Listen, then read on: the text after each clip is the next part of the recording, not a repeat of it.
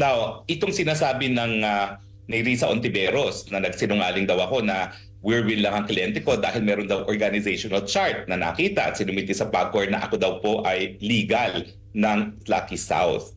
Alam niyo po, unang-una, wala pong kinalaman sa pagsasabit ng mga dokumentong yan. Dahil yan po ay patunay na hindi nga ako abogado ng Lucky South. Dahil kung ako po ang abogado ng Lucky South, edi ako na naghimasok dyan sa mga pagpa-file ng mga papeles na yan.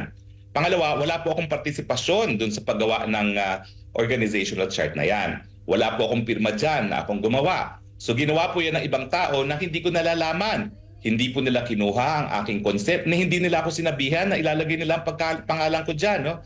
So alam niyo po, kung nagkataon na linagay dyan Senator Risa Ontiveros, legislative liaison at sinumiti sa PAGCOR, edi ganyan din po nangyari sa akin. No? Edi pasisinungalingan din yan ni Senator Ontiveros dahil wala naman siya kinalaman dyan. No?